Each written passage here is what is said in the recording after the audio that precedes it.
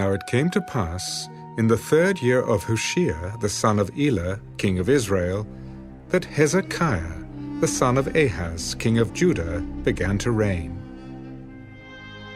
He was 25 years old when he became king, and he reigned 29 years in Jerusalem.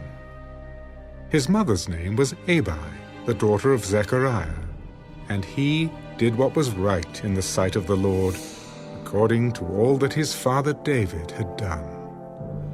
He removed the high places and broke the sacred pillars, cut down the wooden image, and broke in pieces the bronze serpent that Moses had made.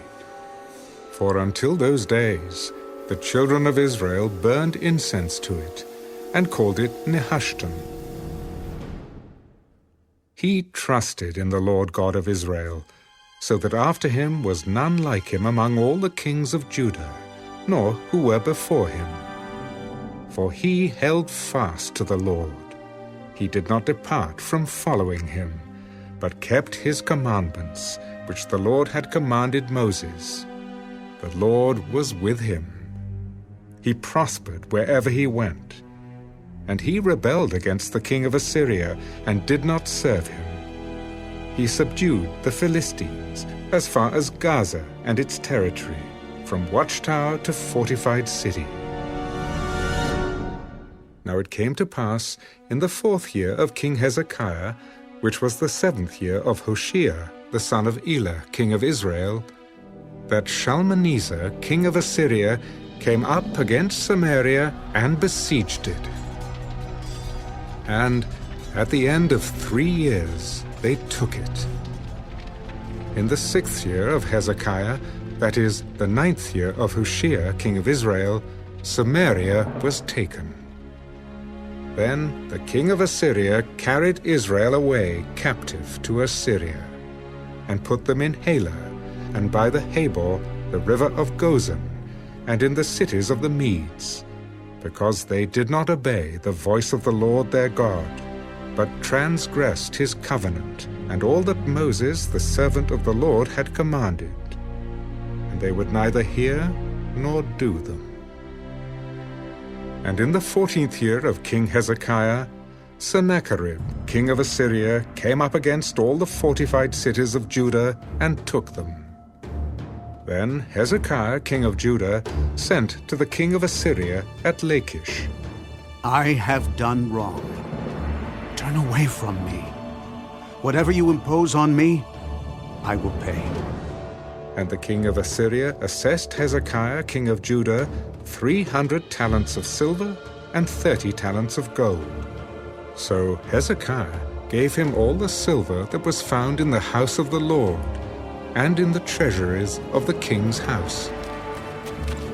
At that time Hezekiah stripped the gold from the doors of the temple of the Lord, and from the pillars which Hezekiah king of Judah had overlaid, and gave it to the king of Assyria.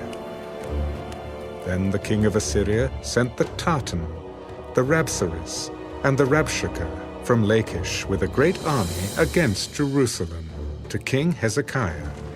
And they went up and came to Jerusalem. When they had come up, they went and stood by the aqueduct from the upper pool, which was on the highway to the fuller's field. And when they had called to the king Eliakim, the son of Hilkiah, who was over the household, Shebna the scribe, and Joah, the son of Asaph, the recorder, came out to them.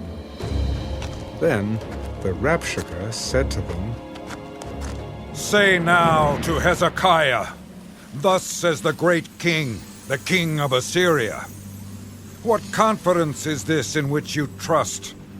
You speak of having plans and power for war, but they are mere words. And in whom do you trust that you rebel against me? Now look, you are trusting in the staff of this broken reed, Egypt, on which if a man leans, it will go into his hand and pierce it. So is Pharaoh, king of Egypt, to all who trust in him. But if you say to me, We trust in the Lord our God, Is it not he whose high places and whose altars Hezekiah has taken away, and said to Judah and Jerusalem, "You shall worship before this altar in Jerusalem"? Now therefore, I urge you, give a pledge to my master, the king of Assyria, and I will give you 2,000 horses, if you are able on your part to put riders on them. How then will you repel one captain of the least of my master's servants, and put your trust in Egypt for chariots and horsemen? Have I now come up without the Lord against this place to destroy it? The Lord said to me, "Go up against this land and destroy it." Then Eliakim, the son of Hilkiah, Shebna, and Joah said to the Rabshakeh, Please speak to your servants in Aramaic, for we understand it. And do not speak to us in Hebrew in the hearing of the people who are on the wall. Has my master sent me to your master and to you to speak these words, and not to the men who sit on the wall, who will eat and drink their own waste with you? Then the Rabshakeh stood and called out with a loud voice in Hebrew, Hear the word of the great king, the king of Assyria. Thus says the king, Do not let Hezekiah deceive you, for he shall not be able to deliver you from his hand. Nor let Hezekiah make you trust in the Lord, saying, The Lord will surely deliver us. This city shall not be given into the hand of the king of Assyria. Do not listen to Hezekiah, for thus says the king of Assyria, Make peace with me by a present, and come out to me, and every one of you eat from his own vine, and every one from his own fig tree, and every one of you drink the waters of his own cistern, until I come and take you away to a land like your own land, a land of grain and new wine, a land of bread and vineyards, a land of olive groves and honey, that you may live and not die. But do not listen to Hezekiah, lest he persuade you, saying, The Lord will deliver us.